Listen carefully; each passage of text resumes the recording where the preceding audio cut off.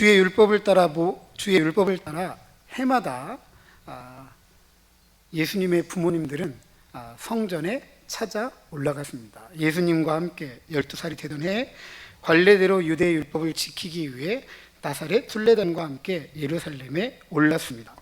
절기를 마치고 집으로 돌아가는 길에 어린 예수님을 찾을 수 없었던 요셉과 마리아는 사흘길을 되돌아가면서 성전에서 선생들 중에 앉아 듣기도 하고 묻기도 하고 대답을 하는 어린 예수님을 만나게 됩니다. 이때 어린 예수님은 자신의 부모에게 내가 아버지의 집에 있는 것이 마땅하다라고 이야기를 합니다. 어린 예수님은 내가 부모의 슬하에 있을 사람이 아니다. 부모님은 나를 슬하에 두고자 하지만 나는 하나님의 집 아래에서, 하나님의 신적인 사명 아래에서 살아갈 사람이다 라고 인식했던 것입니다. 이렇게 어린 예수님은 하나님의 은혜 안에서 하나님을 아는 지식이 깊어져만 갔습니다. 오늘 본문은 1장 80절에서 빈들에서 성장하던 어린 요한이 본격적으로 사역을 시작한 역사적인 배경, 정치적, 사회적, 종교적 배경을 짧게 이야기해 주는 것으로 시작합니다. 제국의 황제 티베리우스가 통치한 지 15년이 되던 해입니다. 그때 유대의 총독은 본디오 빌라도였고, 헤롯 대왕이 죽고 이 팔레스타인 지방을 헤롯의 아들들이 나누어서 통치를 하게 됩니다. 일명 분봉왕, 나누어서 다스리는 왕입니다. 그의 아들들이 유대 지역을 분할 통치할 때인데 갈릴리 지역의 분봉왕이었던 헤롯 안디바, 오늘 본문에는 헤롯이라고만 쓰여져 있는데 헤롯 안디바, 이두레와 드라고닛 요단강 동편인데 이 분봉왕이었던 헤롯 안디바의 동생 헤롯 빌립, 그리고 아빌레네 요단강 북동편의 분봉왕 루사니아, 그리고 안나스와 가야바가 대제사장으로 있을 때라고 기록을 하고 있습니다. 이 짧은 당시의 상황을 누가가 이렇게 기록하는 것은 지금 이 이야기가 역사적 사실이다 또 뿐만 아니라 이런 상황적 정보를 누가가 이야기하는 것은 권위에 대한 차이는 있는데 유대 지역에 대한 통치자가 이렇게 여러 명이 있다라는 것은 이 지역에 대한 통치가 쉽지만은 않았다라는 것을 충분히 이야기해 주고 있습니다. 게다가 종교적 성향이 강한 유대인들을 상대로 한 통치는 더더욱 어려웠습니다. 굉장히 신중했어요. 또 이미 대제사장직에서 물러난 안나스가 사위 가야바하고 함께 대제사장으로 있었다라는 것은 사위인 가야바를 앞세우고 안나스가 뒤에서 이렇게 저렇게 조종을 하는 아주 불편한 종교적 영향력을 행사하고 있었다라는 것을 말해줍니다. 이런 상황 속에서 하나님의 말씀이 빈들에서 사가랴의 아들 요한에게 임했습니다. 이런 역사적 배경에서 누구의 아들에게 하나님의 말씀이 임했다라는 것은 전형적으로 구약의 선지자들이 부름을 받을 때와 아주 유사합니다.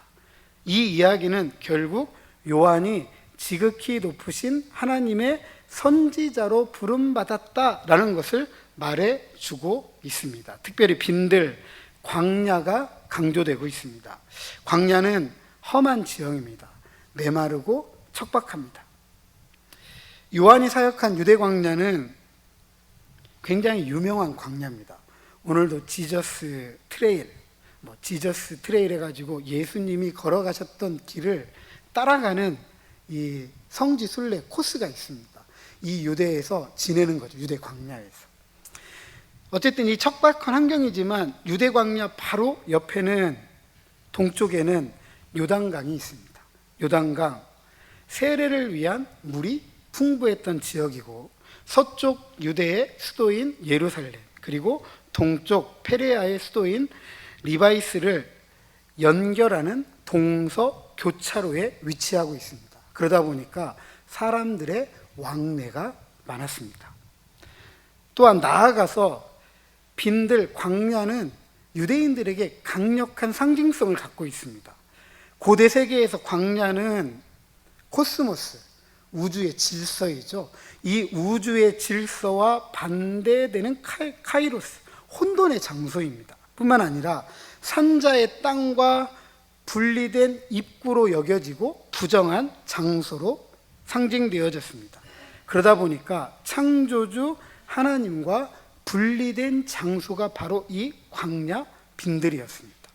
제사장 가문의 아들인 요한이 창조의 질서의 중심이 성전이 아니라 하나님과 분리된 장소에서 생활했다라는 것은 이 세계가 지금 뒤바뀌어져 있다라는 것을 말해주고 있는 것이고, 또 유대인들의 역사 속에서 광야는 긍정적이죠. 출애굽한 이스라엘 백성들이 약속의 땅으로 나아갈 때 지나갔던 곳입니다. 이 광야는 하나님을 의지해야만 되고 그분의 말씀을 신실하게 따를 때에 새로운 삶의 가능성과 새로운 삶의 소망을 얻는 기회의 땅이기도 했습니다. 이처럼 요한은 부정과 긍정의 광야에서 선지자로 부름받고 사역을 시작했습니다. 하나님은 세계의 중심 무대였던 로마 제국이 아니라 요한이 사역했던 광야를 통해서 하나님 나라의 역사를 써가기로 하신 것입니다. 제국의 통치가 온 세상을 혼돈에 빠뜨리는 반면에 광야에서 시작하는 하나님의 통치는 온 세상에 평화를 가져올 것이다 라는 역설적인 메시지를 우리에게 주고 있는 것입니다. 요한은 죄사함을 얻게 하는 회개의 세례를 전했습니다. 이것을 누가는 4절과 6절에서 이사야 40장 3절과 5절을 인용하면서 요한의 사역이 이사야의 예언을 성취하는 사역이다라고 가르치고 있습니다. 두 본문의 차이점은 이사야 40장 5절에는 모두가 하나님의 영광을 본다라고 한 반면에 오늘 6절에는 모두가 하나님의 구원을 본다라고 한 이 한 가지 차이만 있습니다. 죄사함을 얻게 하는 회개의 세례를 주님이 오시는 것을 준비하는 것이다 라고 하였습니다. 오실 메시아 그리스도를 영접하기 위해 레드카펫을 까는데 그 레드카펫이 바로 회개라는 것입니다. 이로써 오실 메시아에게 반응할 수 있도록 백성들의 마음을 준비시켰던 것입니다. 이 회개의 외침은 구약의 오래된 선지자들의 외침과도 동일합니다. 하나님의 백성들이 하나님으로부터 멀어진 상태에서 돌이켜라 라는 외침이죠. 하나님의 언약 백성답게 하나님을 의지하고 하나님의 말씀에 신실하게 순종하라라고 하는 강력한 요구였던 것입니다.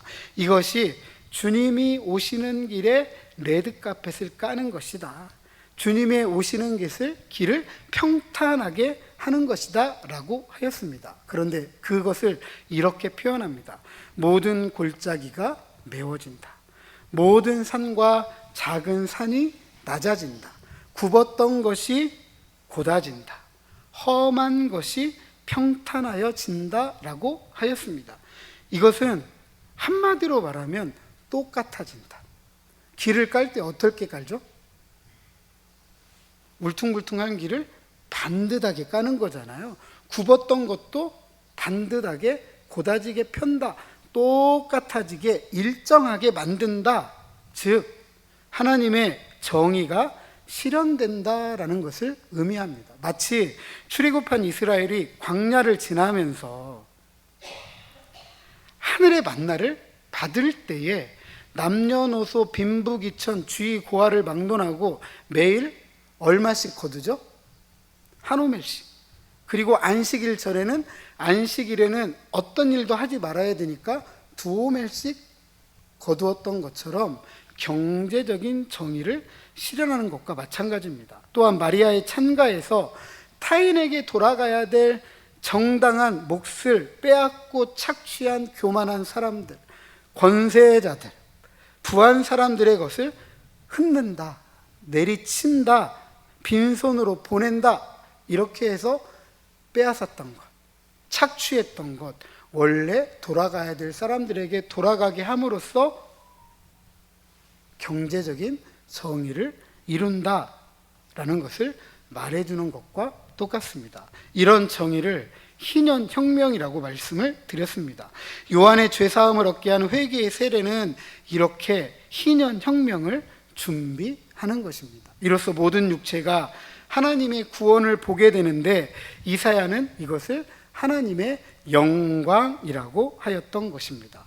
하나님의 정의가 실현되는 하나님 나라를 통해서 하나님의 영광이 나타나기 때문입니다. 이처럼 요한의 세례는 최종적인 구원을 위해 오시는 주님을 준비하도록 하였습니다. 이렇게 요한이 죄사함을 얻게 하는 회개의 세례를 베풀 때 이 유대 사회에서는 큰 반향을 일으켰습니다.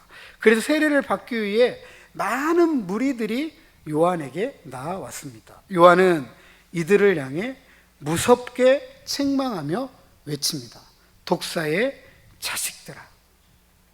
구약 성경에서 독사는 하나님의 적대자들을 의미합니다. 또한 신앙의 순수성을 지키고자 했던 쿰난 지역에 모여있던 쿰난 공동체, 이 쿰난 공동체에서는 독사의 자식들을 벨리알의 아들들이라고 하였습니다.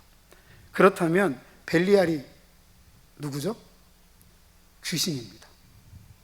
그러니까 독사의 아들들이라고 불렀다는 이야기는 귀신들의 자식들이라고 세례 요한이 외쳤던 것입니다.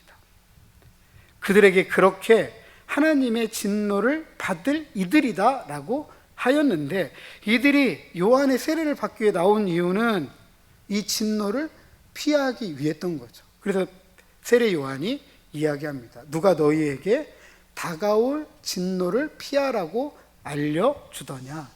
굉장히 자극적인 질문이에요.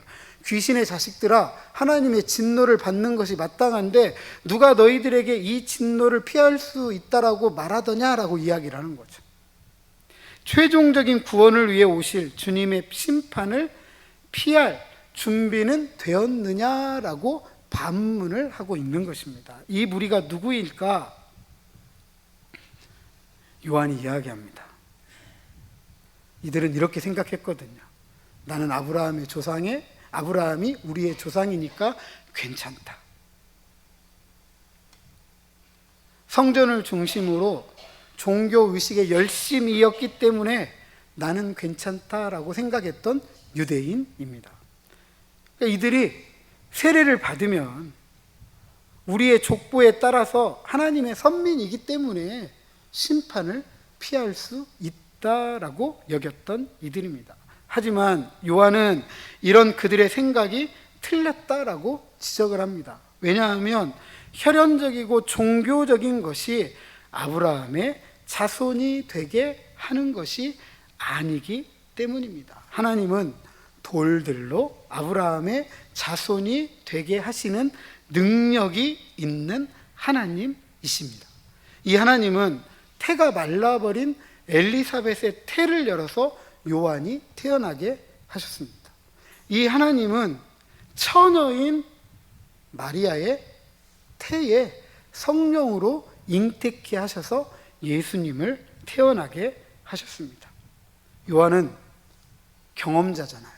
자신은 태어날 수 없는 사람임을 요한은 알고 있습니다. 태어나 보니까 어머니가 나이가 많은 할머니예요. 이 어머니가 나를 낳을 수 없다라는 걸 누구보다도 잘 알아요. 그런 자신이 태어난 일은 누구 때문에 가능했던 일이죠? 하나님 때문에. 그렇기 때문에 하나님은 돌들로도 아브라함의 자손을 만들 수 있는 분이다. 종교적이고 혈연적인 이유 때문에 니들이 아브라함의 자손이라고 말하는 것은 틀렸다라고 이야기할 수 있었던 것입니다. 그래서 종교적, 혈통적으로 주님의 심판을 피할 수 있다라고 생각하는 마귀의 자식들은 도끼가 나무 뿌리에 놓인 것과 좋은 열매를 맺지 아니하는 나무마다 찍혀 불에 던져지는 심판을 받게 될 것이다라고 말할 수 있었던 것입니다. 그것을 피하기 위한 유일한 길은 이 죄 사함을 얻게 하는 회개의 세례를 받는 것뿐만 아니라 요한은 거기에 한 가지를 덧붙입니다. 회개에 합당한 열매를 맺어야 한다는 것입니다. 그래서 이들이 묻습니다. 저를 한번 따라서 하시죠. 우리가 무엇을 하리이까? 우리가 무엇을 하리이까? 우리가 10절에 물어봅니다. 우리가 무엇을 하리이까? 이에 요한이 대답합니다. 11절, 옷 2벌 있는 자는 옷 없는 자에게 나눠줄 것이요 먹을 것이 있는 자도 그렇게 할 것이니라. 비천하고 가난하고 줄인 자들의 생존을 위한 최소한의 것, 입고 먹는 것을 나눠야 한다는 것입니다. 그리고 없는 것을 나누라고 하는 것이 아니라 있는 것을 나누라라고 하고 있습니다. 또 12절에 세리들이 묻습니다. 13절에 부가된 것 외에는 거두지 말라라고 하였습니다. 당시 세리들은 요한의 지적처럼 자신들의 금전적 이득을 챙기려고 조세 제도를 악용했습니다. 그래서 일반적으로 세리는 도둑놈으로 치부될 만큼 유대 사회에서 아주 멸시받는 계층이었습니다. 요한은 이들에게 정해진 금액을 초과해서 징수하지 않도록 했던 것이죠. 그것이 세리의 정당한 책입니다. 세리가 받을 것만 받으면 되는 거예요. 그 이상 받는 건 도둑질인 거죠. 그리고 14절에 군인들도 물어봅니다. 14절 상반절, 사람에게서 강탈하지 말며 거짓으로 고발하지 말고 받는 급료를 족한 줄로 알라. 이 군인들이 유대의 군인이었는지 로마의 군인이었는지는 알 수는 없습니다. 분명한 것은 군인들은 힘을 가지고 있죠. 칼과 창과 방패를 들고 언제든지 위협을 할 수 있는 존재들이었습니다. 그리고 이 힘을 가지고 군인들이 당시 해야 할 일들은 뭐냐면 질서를 유지하는 일들이죠. 외국의 침입을 받고 나라 안에 질서를 유지하는 일이 군인들이 해야 될 일입니다. 그러니까 힘을 쓸 때 어디에 써야 되냐면 외국과의 전쟁, 그리고 내적인 혼란을 위해서 힘을 써야 되는데 이 힘을 그렇게 쓰지 않고 돈을 빼앗는 일에 쓰고 거짓으로 사람을 고소해서 부당한 이익을 취했던 것입니다. 요한은 이들에게 받는 급료로 족한 줄을 알라라고 했습니다. 그것이 군인들이 받아야 될 정당한 몫입니다. 이 이야기를 통틀어 보면 이런 이야기입니다. 자기가 받을 정당한 몫은 받아라. 그 이상은 받지 말라. 그리고 없는 사람들, 가난한 사람들 주변에 많은데 니들이 있다라고 한다면 그들을 외면하지 말고 나누어 줘라 라는 것입니다. 요한은 자신을 찾아온 무리들에게 하나님의 정의를 실천하라고 한 것입니다. 이것이 아브라함의 자손으로 정당하게 죄사함을 얻게 하는 회개의 세례를 받아들이는 것이고, 이로 말미암아 최종적인 구원을 위해 오실 주님을 영접하는 것이다 라고 가르쳤습니다. 우리도 마찬가지입니다. 단지 교회에 다니기 때문에, 예수님을 믿기 때문에, 교회에 나와 예배에 참여하기 때문에 오실 주님을 영접하는 것이 아닙니다. 오히려 교회 다니고 예수님 믿고 예배에 참여하기 때문에 그것에 어울리는 하나님의 정의를 실천해야 됩니다. 하나님 사랑, 이웃 사랑. 그렇지 않으면 하나님의 심판이 우리 삶의 뿌리에 이미 놓여 있다라고 요한은 말하고 있습니다. 그런데 누가가 앞서서 7절과 10절에 세례를 받으러 나오는 이들을 무리라고 한 반면에 15절과 18절에 보면 백성들로 바꾸어 표현합니다. 무리는 누가의 방식으로 표현하자면 일반적으로 하나님의 진노를 피하겠다라고 죄사함을 얻게 하는 회개의 세례를 받기 위해 요한에게 나왔던 이들입니다. 그런데 그럼에도 불구하고 이들은 여전히 혈연적, 종교적으로 나는 괜찮다라고 생각했던 이들이기도 합니다. 하지만 이 백성들은 세례 요한을 통해 주어지는 좋은 소식을 들을 만한 사람들, 즉 하나님의 약속된 복을 받을 수 있는 이스라엘의 위로 예루살렘의 속량을 기다렸던 이들입니다. 이들이 요한의 사역을 보면서 추측이 분분하기 시작했습니다. 주의 날에 있을 하나님의 심판을 선포하는 요한의 사역을 보면서 이스라엘의 위로 예루살렘의 속량을 바라고 기다리던 이 백성들이 이 요한이 오래된 약속, 오신다고 하신 메시아 그리스도인가? 라고 생각을 했던 것입니다. 이들이 수군거립니다. 오신다고 했던 메시아인가? 우리가 기다리던 그 메시아인가? 정말 그 메시아 맞아? 그 메시아 맞을까? 그 메시아인가 봐. 그 메시아 맞을 거야. 그러면서 이곳저곳에서 웅성거리기 시작한 거예요. 이에 요한이 이 백성들에게 대답합니다. 같이 16절 하반절 나는 물로부터 17절까지 같이 읽어보도록 하겠습니다. 시작.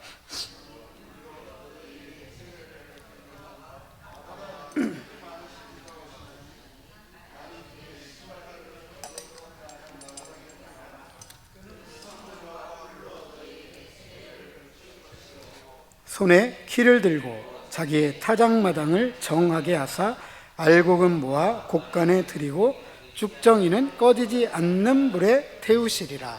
아멘. 요한은 분명하게 대답합니다. 나는 그리스도가 아니다. 그러면서 그들이 기다려야 할 메시아가 어떤 분인가를 자신과 비교해서 설명합니다. 먼저 요한은 자신은 물로 세례를 베풀지만 나보다 능력이 많으신 이, 즉 너희들이 기다리는 메시아는 내가 신발끈을 풀기도 감당하지 못하는 분이다. 그분은 성령과 불로 세례를 베푸신다라고 하였습니다. 요한은 자신이 메시아의 종으로 섬길 자격도 없다라고 말하고 있습니다.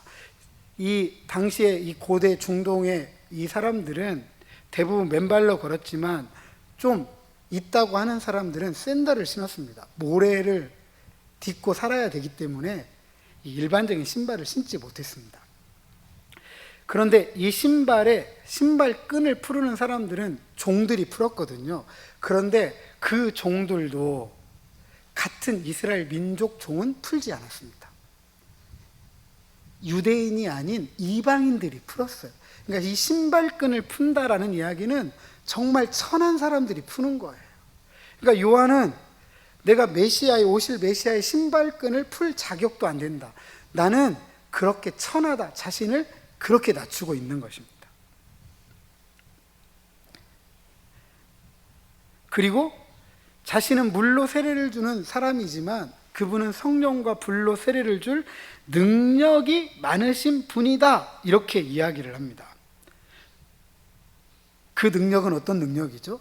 물 세례를 통해서 죄 사함을 얻게 하는 회개의 세례를 통해 그분을 맞이할 수 있도록 나는 레드카펫을 준비하지만 그분은 그 레드카펫을 밟고 오셔서 성령과 불로 세례를 주신다.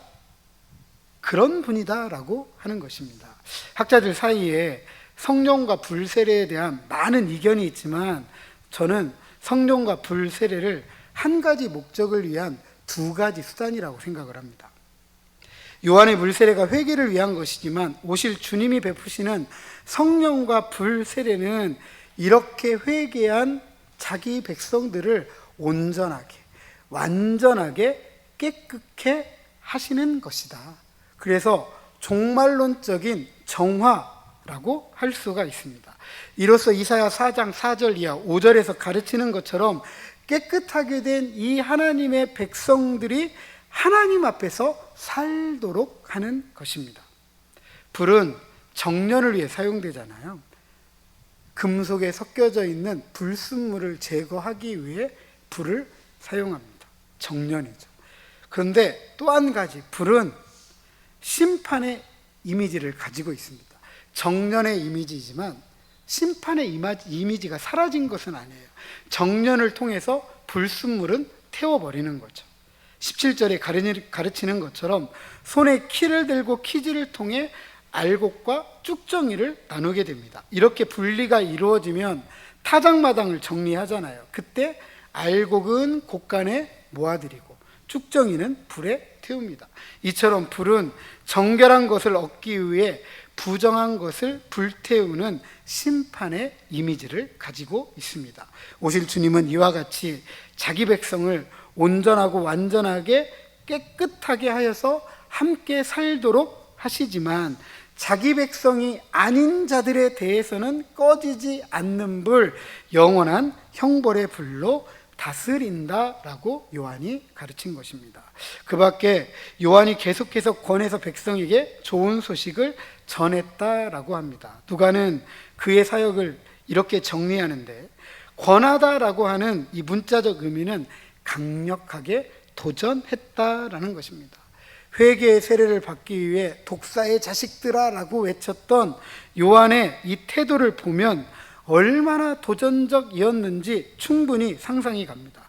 그런 그의 도전이 좋은 소식을 전하기 위함이다. 즉 심판이 아니라 주어질 은혜를 나누고자 함이었다라는 것을 알 수가 있습니다. 왜냐하면 마리아의 찬가에서 이야기하고 있는 것처럼 하나님의 심판이 하나님의 정의를 통해서 이스라엘의 위로 예루살렘의 속량을 기다리는 나와 너, 우리 모두에게 샬롬을 이루는 것이기 때문입니다. 하지만 이런 메시지가 모두에게 좋게만 들리는 것 아닌 것 같습니다. 1절에서 갈릴리 분봉왕이었던 헤롯 안디바는 요한을 옥에 가두어 버립니다. 왜냐하면 요한에게 책망을 들었기 때문이에요. 듣기 싫으니까 옥에 가둔 것이죠. 그 책망을 19절에 설명하고 있는데 마태복음 18장 16절, 마가복음 6장 17절에 보면 잘 설명해 주고 있습니다. 헤롯이 이두레와 드라고니 지방의 분봉왕이었던 동생 헤롯 빌립, 이 헤롯 빌립의 아내가 헤로디아입니다. 그런데 헤롯 안디바가 자기 동생의 아내로 취해버렸어요. 잘했어요? 잘못했어요? 누구도 이런 일을 잘못했다고 말하지 못할 때 요한만큼은 잘못했다 라고 책망을 했던 것입니다. 헤롯의 행위는 요한의 표현을 빌리자면 있는 것을 없는 사람에게 나누어 주지 못할 망정 나아가서 자기 것에 만족하지 않고 남의 것을 지켜주지 못할 망정, 힘과 권위로 빼앗고 착취한 것입니다. 그것은 하나님의 정의를 저버린 행동, 회개에 합당한 열매가 아니라 하나님과 관계가 없는 마귀의 자식이다라는 것을 드러내는 것입니다. 그래서 유대 율법에 보면 이런 근친상간, 남의 아내를 빼앗는 이런 간음에 대해서 돌로 쳐 죽이라고 하였습니다. 이에 요한이 공개적으로 책망한 것이죠. 그것을 듣고 싶지 않았던 헤롯이 잔악하게도 요한을 옥에 가두었던 것입니다. 사랑하는 성도 여러분, 오늘도 하나님은 세계사의 중심으로 자리매김하고자 하는 열강이 아니라 하나님을 의지하는 신실하고 경건한 교회 공동체를 통해서 자신의 역사를 써가고자 하십니다. 열강의 통치, 우리가 경험하지만 힘과 힘의 갈등으로, 경쟁으로 혼란을 가져옵니다. 하지만 교회 공동체는 하나님의 통치로 샬롬을 이루고 성취해 가는 곳입니다. 이를 위해서 교회 공동체가 외쳐야 할 것은 죄 사함을 얻게 하는 회개로의 부름입니다. 이 부름은 세례 요한의 외침이기도 하였고 예수님의 외침이기도 하였으며 제자들의 외침이었고 오늘 교회의 외침이어야 합니다. 왜냐하면 회개만이 하나님께 돌아가는 유일한 방법이기 때문입니다. 그러나 회개는 입술만의 고백이 되어서는 안 됩니다. 그것은 합당한 열매, 즉 하나님의 정의를 요구합니다. 이것은 잘못된 것을 바로잡는 고통스러운 하나님의 심판을 전제로 하지만 이 심판을 받아들이는 자들에게는 온전하고 완전하고 깨끗함을 얻고 하나님과 함께 살아가게 됩니다. 그래서 복음은 고통스러운 강력한 도전이지만 참 은혜를 받고 누리도록 하는 것이죠. 그렇다면 하나님의 정의를 위해 오늘 우리가 맺어야 할 회개에 합당한 열매는 무엇일까? 누가의 표현을 빌리자면 우리가 가진 것에 만족하지 않고 욕심껏 가지려고 하는 것에 대해서 회개해야 합니다. 우리가 욕심껏 가지려고 할 때 어느 누구는 아무것도 가지지 못할 수가 있습니다. 또한 우리가 가진 것을 없는 이들과 나누지 않는 것을 회개해야 합니다. 나누지 않으면 텅 빈 삶으로 인해서 생존을 위한 삶을 더 이상 이어갈 수 없는 이들이 있기 때문입니다. 그리고 받을 것만을 받아야 합니다. 받지 말아야 될 것은 요구해서도 안 되고 받아서는 안 됩니다. 요즘 TV를 정말 뜨겁게 달구는 일이 전 영부인과 관련된 일들입니다. 요구해서도 안 되고 받아서도 안 되는 것 때문이죠.